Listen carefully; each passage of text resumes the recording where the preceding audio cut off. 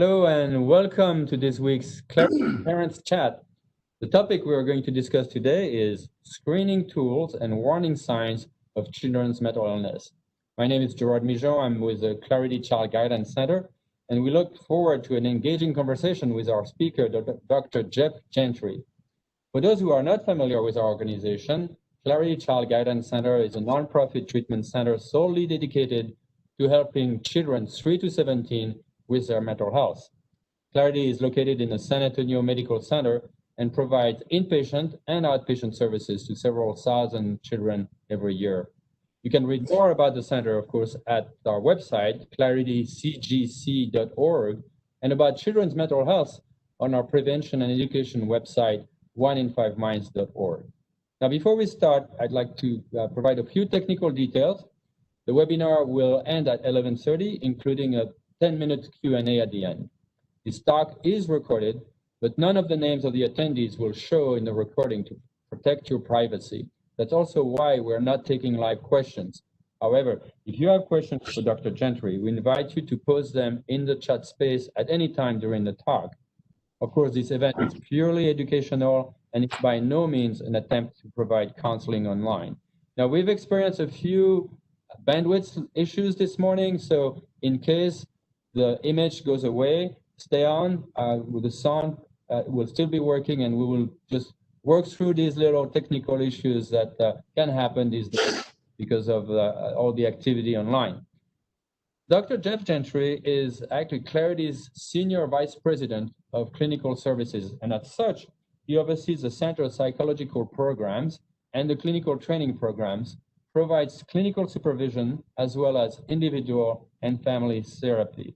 Dr. Gentry also serves as an adjunct assistant professor in the psychiatry department at UT Health San Antonio, where he teaches psychiatry and psychology residents and fellows.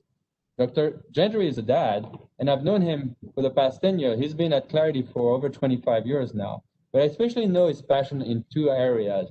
First, making sure that children are understood, our patients are understood, and we can go to the root cause of the issues, why they're experiencing what they're experiencing. The second area is integrating the family dynamic in the process of helping young patients. So it's an honor to have his time this morning. Dr. Gentry, welcome.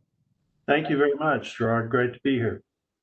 So our first question is that one of the most read article on our website, One in Five Minds, is called 7 Free Screening Tools for Children's Mental Health Concern. Why do you think there is such an interest from parents in screening their children for mental health? Well, I think it's a couple of reasons. One is because our kids are so important to us, and their well-being is so important to us. But at the same time, most of us don't have a lot of background about specific mental health issues and understanding that way. And because we don't want to miss something that could have helped our kids. One of the things that I've heard many times in my time here in working with families is parents saying, I wish we had done this sooner.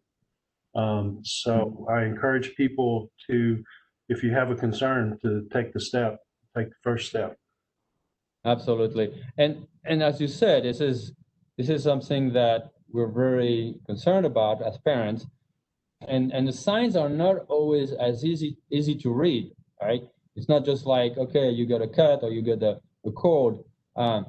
Sometimes it can even be tempting to diagnose too quick, for example. Now, can you tell us, for example, we want to start talking a little bit about warning signs and helping us get some better idea of what those signs can be. Let's take an example. How can you tell the difference between depression signs or sadness in a child?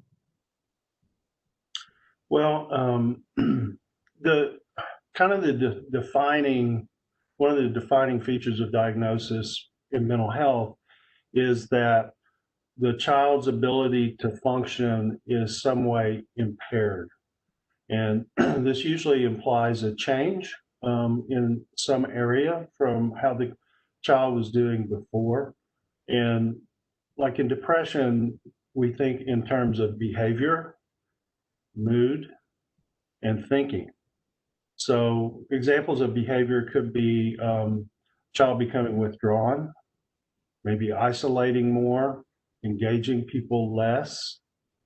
Mood has to do with how up or down they seem to be. And in kids, a lot of times mood problems are expressed as irritability. So whereas for adults, depression is expressed more as a low mood, low energy. For young kids, it can be expressed as irritability and crankiness. And then there's also thinking, negativistic kinds of thinking, pessimistic thinking can also be an indication of some kind of a mood problem. Sadness, on the other hand, to me is something that's more natural. It's kind of like the idea of bereavement after the loss of an important person in your life. It makes sense to be sad. Right. And we want people to be able to experience that in a way that's helpful to them. But we also know that it has a timeline and it's not a permanent thing, right? But so sadness is something that is more transient and can be, distraction sometimes can help with sadness, that sort of thing. Whereas depression is considered more long term. Yeah, no, that's really interesting. And especially I like the fact that our way of thinking of depression as adults, right, with the low mood, can be a filter that makes us miss what could be really happening because the child is actually responding, has a behavior of irritability. That's really important to have a good understanding of those signs. Now, there's a lot of anxiety these days because of COVID among families and children. But then the other possibility is fear. So again, how would we differentiate fear versus anxiety? What are some of the signs of more clinical anxiety versus natural anxiety, if you could say that? Well, one thing I just want to comment on before moving to that question is in our professional work doing consultation or assessment, one of the things we're trying to figure out is differentiating between internal factors and external factors. So internal, what's not working or what's causing problems, and to what extent is that internal, something about the child, something inherent to them that they carry with them from, they've always had with them. Some people have a pessimistic orientation, some people have a more optimistic orientation. Mm-hmm. So, and that's not something that changes when the kid's at school versus when they're with their friends versus other situations. And then there's the external factors, like right now on the large scale, we have COVID. And then there's all kinds of, so I think of kind of a bullseye. Within the center ring is the child. The next ring is the family. The next ring is the school. And then the outer ring is the community and different parts of the community that the child may be engaged with. And one of the things that we know is that the more adults in those rings that are supportive and available to a child, the better we expect their adjustment to be. So in doing assessment, we're not just looking at the kid. We're also looking at those different layers and to what extent are they providing support versus creating stress. Mm-hmm. So when you have a kid who's living in a car with their family, we expect them to display some adjustment problems, right? So in terms of fear and anxiety, I think of it similar to what you said. I think of fear as being connected to some external factor. And that could be fear that we're going to lose our house or something due to COVID because mom and dad are not working, not making an income. And in that case, fear would be reality-based, and the idea would be how to provide comfort and support for that. Whereas anxiety is something that we all experience at different times, different levels. But when we think of it in terms of adjustment problems for a kid, we're thinking about having a tendency to over amplify things that are going on. And there are different kinds of anxiety. Diagnostically, for example, there's generalized anxiety, which is a kid who's a worrier. They're just a worrier, you know, and that could be they have a parent who's a worrier, you know, but there's just sort of an absent sense of comfort and calm, and kind of looking out for what's on the horizon that's going to happen.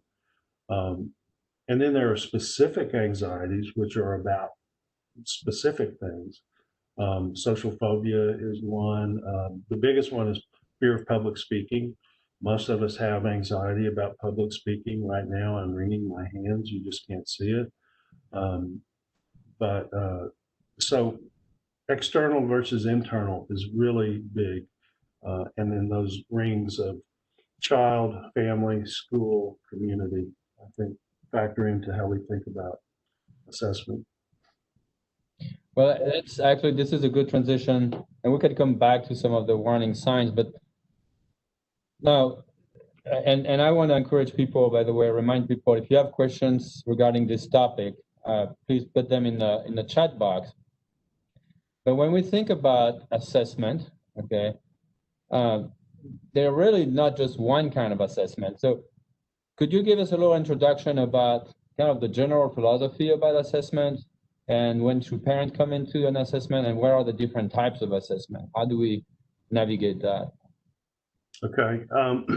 Well, I'm a psychologist, so I'm most familiar with psychology assessment, and we use standardized tools like IQ tests, personality tests, and tests of development that focus on social and emotional development for things like autism. But we use tests that are standardized, and standardized has three parts to it. The first is standardized tests are based on large samples, so that we can make a comparison of this kid, their performance on, say, an IQ test or a spelling test or whatever kind of test. We can compare them to a very large sample and see where they fit in there. So if you think of a continuum of 0 to 100, 50 is average. That's an adjusted number. If 50 is average and a kid scores a 65 on an IQ test, that says statistically they are above the average of this larger group. Right. So that's very helpful for kind of placing a kid's abilities or skills. That also means that the scores are standardized. Like I was just saying, a lot of tests convert their result to this standard score where 50 is average and, 100 is average, for example, on an IQ test. And if you're at 75, that's statistically below average, and 115 is statistically above. So that gives us a way of really knowing where a kid fits compared to a larger sample.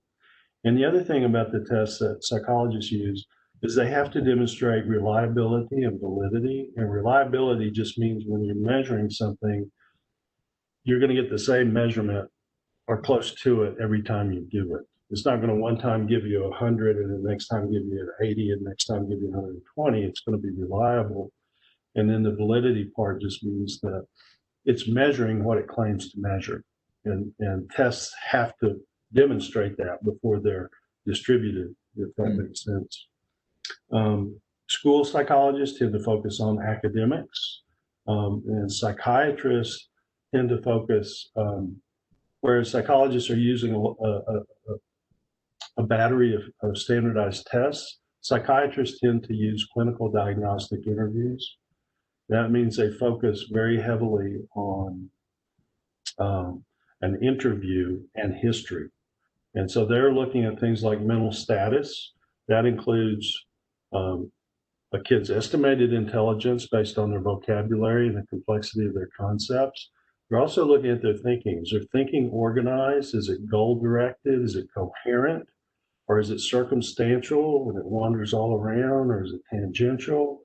Those kind of things. So psychiatrist is The psychiatrists will sometimes use rating scales to assist with their diagnoses, but they're focused on diagnoses. Here at Clarity, what we do with our psychology, we're focused on two things.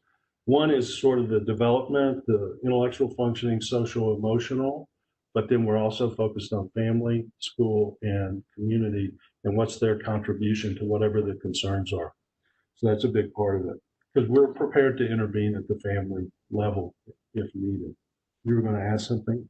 So yeah, no, so you're saying is that, I think that's really important, is basically we're looking at two sides. One side is how able is the child in terms of normal functioning, intellectual functioning, relationships, making friends, communicating their wants and needs.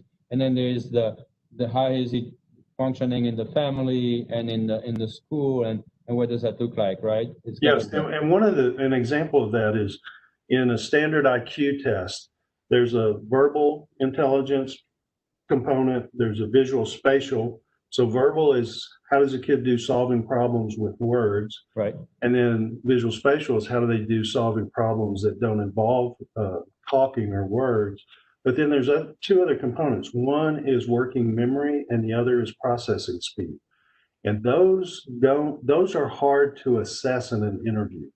Okay, so there's a lot of kids who have kind of normal range IQ, but their processing speed is slow. And people can't really see that. And people in an academic setting can get frustrated with a kid who looks intelligent, sounds intelligent, but their processing speed is slow, or their working memory is not up to the same level. So you have a kid who's verbal and visual spatial IQ are here, and then their processing speeds down here. You cannot see that, and it impacts. It can look like a kid is just taking too much time. They need to speed up. Well, they can't speed up if their processing speed is slow. So that's one reason for standardized testing. And sometimes you can pick up on that in an interview. Something's not right here. I hear the kid's words and he's smart, but he takes a while to get around to responding to a question or describing the situation, that kind of thing.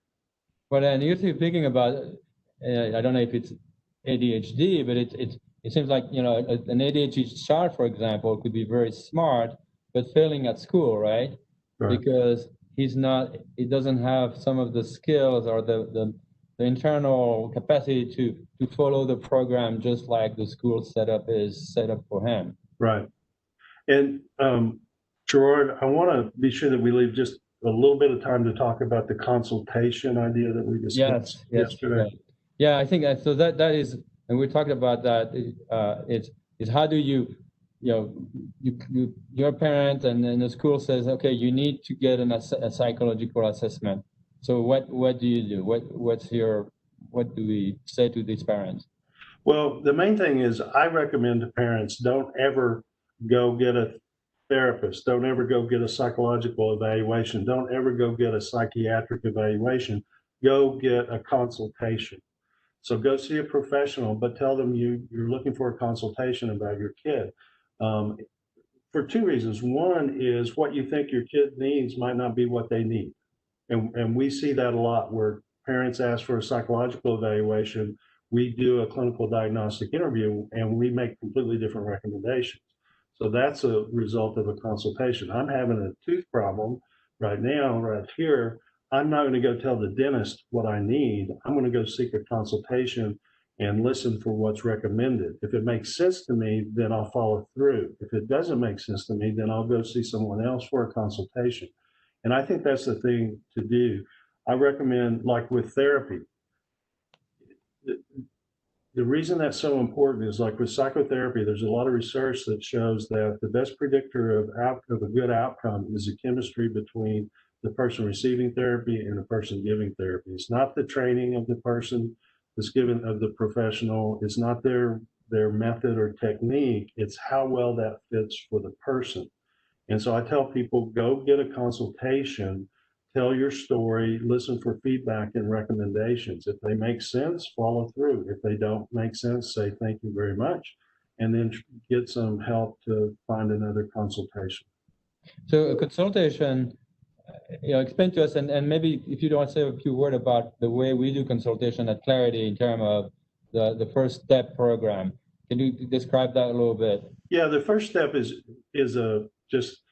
it's basically a clinical diagnostic interview, a consultation with a psychologist or a psychology trainee. And we started doing this maybe 3 years ago because we were seeing kids who had been on a wait list for psychological testing who waited 2 months or 3 months, and we finally got them in front of us, and we realized quickly that's not what they need next. And so that time was wasted. So we do a first step, we do an interview with the child. Well, we interview the family, then we see the child, then we see the parents or some version of that. And then our goal is to make quality recommendations for what is needed. We call it first step because it's first step toward going that direction. And one thing we do with that is we get a rating from the parent at the beginning, how confident they are that they know what services their kid needs. 0 to 3. 0, I have no idea. 3, I know exactly. And we followed 258 consecutive cases and looked at the ratings. And at the beginning, 40% said 0. They had no idea. They had somehow been urged to come see somebody, and they were in our office and saying, my child needs something, but I don't know what it is. Right. So we think it's perfectly fine. Just go talk to someone who's qualified. And psychologists, because they're trained in clinical interviewing, plus they have a testing mindset that thinks in terms of these continuum. That's, I am biased, but that's what I would do with my own kid. Well, I think it's very important to really understand that difference, right? The consultation is just more general. Testing is more involved. It's costly. You may wait a longer time to get tested. So it's very two different tracks. And so again, for parents who are listening here too, is if you've been told, oh, you need to do some testing, doesn't mean that you should start there, right? It's start with the consultation. Yeah, I saw a kid last week that she needs a sleep consultation. Her sleep is terrible, and her academic performance is being impacted by her sleep problems. Right. And so before we do the academic testing, let's see if we can improve her sleep and if that has an impact on her academic test or her academic performance. Right. No, I think I think the beauty of this first step is to looking at the whole picture and identifying, maybe it's speech therapy. I think you've mentioned that sometimes kids who needed speech therapy or sleep therapy, that really is the big roadblock for them to function more normally in their context. And I would say probably most psychologists in the community would be willing to do what we call a first step. You just ask for a clinical consultation about my kid. And when does this first step lead to an actual full psychological assessment? I would say probably 10 to 15% of the time. Yeah. But the advantage of the first step is it will be a more focused assessment, because when we make the referral, we're going to say, this is what we don't understand about this kid based on their history and based on what's going on with them right now. We look really carefully for a developmental trajectory. So one of the questions I ask in the first step is I take the history and I get up to the kids now 3 or 4 years old, and I say, what was your child's first exposure outside the home on a daily basis? And I'll hear daycare or pre-K or kinder or whatever. If they say pre-K, and the moms will always have an immediate answer for this, I say, what did the adults at pre-K tell you about your kid? And so maybe I'm seeing a kid in 4th grade who's having some terrible social, emotional problems. And when the parent says, well, they loved him, he was great. Okay, something happened. Something changed. Now we got to find out where that was, figure out something about what it was. And if we still have questions, and we ask what assessment tools will help us answer that question. So we're looking for that trajectory and changes in it. And that first exposure on a daily basis is a big guide for us, and also transition from 3rd to 4th grade seems to be pretty important. Where kids transition from learning to read to now reading in order to learn. Yeah. There are so many changes, and I think that's really we cannot just look at, okay, this kid has a diagnosis. We got to look at the big picture. The diagnosis is just saying, don't go that way, go more this way. Right.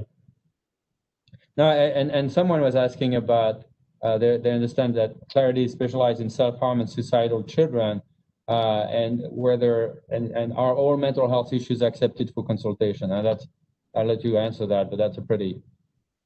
Yeah, anything that's interfering.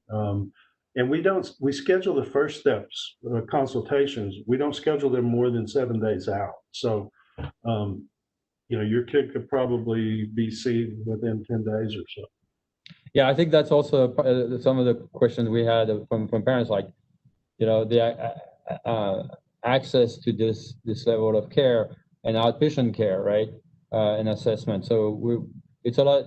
We have openings for this first step process. People have to call the main number. It's 210-616-0300. You can also read more about first step on our website that explains the process. That's a way we can have every week offer some, from, like we said, first step. Doesn't mean that we'll be able to take all the patients in terms of long-term therapy, because that's where it can take more time to get availability. What we're really focused on is mental health literacy. We want the parent who comes in and says, I'm not sure, I have no idea, I'm not sure, people are telling me I should do this. We want them to leave comfortable that they have a better picture of what the options are for their kid, whether it's with us or someone else. Yeah, I have an interesting question. Someone who is asking about availability of consultations in person during COVID. So the child's therapist isn't seeing patient in person, and the child is very opposed to computer-based meeting. So is it best to wait or to maybe find other options or solution? What would your suggestion be? This is about consultation. Yeah, or seeing just seeing a therapist, really, not just. Well, that's very kid specific. In terms of consultation, we're doing those in person. Okay. There's just too much lost in translation for telehealth. Yeah. We're doing some mix, maybe 50-50 in person and telehealth, and it really depends on the kid. We have some kids with anxiety who actually do okay with telehealth. Yeah. And then we have some other kids that are just very difficult to reach. It's hard for them to focus, that kind of thing. So we're trying to get those kids seen in person. And what would you say to the parent if the child really doesn't want to do telehealth, but needs therapy, and the therapist doesn't offer that right now? I mean, is it best to change therapist or wait till the... Well, I think you've got to use your therapist then as a consult, as a consultation. And if you should be able to have a conversation with the therapist about this is not working. If there's not a satisfactory kind of conversation about that, that may say something about the fit. Yeah. And I saw a question from a parent asking if Medicaid was accepted. Yes, Clarity takes Medicaid. I would say probably 80% of the people we see have Medicaid. Yeah. So good. Now let's go back to very briefly about the screening tools we discussed earlier. There are online tools. We have on our article, we've suggested some. When can they be useful, and what would be your recommendation about using them? Well, I'm a little on the fence about just a blanket statement about them because there's so many different kinds. It helps if they're standardized some way. In other words, if a score is compared to a larger group as opposed to just high score, maybe that means bad. But I think it's really, parents are going to tend to err on the side of not doing enough soon enough. That's just how we are. We don't want to stigmatize our kid and don't want to get them a label. I totally get that. But at the same time, if you're concerned enough that you're doing screenings at home, then if you get something in a screening, I would say, okay, so you think there's something going on and the screening thinks there's something going on, maybe you get a consultation, even if it's just a one-time consultation. So you go from being a confused one to being a more mentally, what's the word, mental health literate, parent. Yeah. Yeah, no, I think we really want to encourage people to follow their intuition on that and get help, look for information. That's why we launched the 1in5minds.org website, where there are hundreds of articles and videos that people can review and learn more and find access. So we're coming to the end of our time. Thank you so much, Dr. Gentry. This was very informative. I hope, and thank you for everyone here to join us. Join us again next week. Our talk next week will be about technology and how do we engage kids about technology, and when should we put limits to that. And our guest speaker will be Dr. Josh Essery that we spoke here before. So thank you again for joining us today, and have a good rest of the week.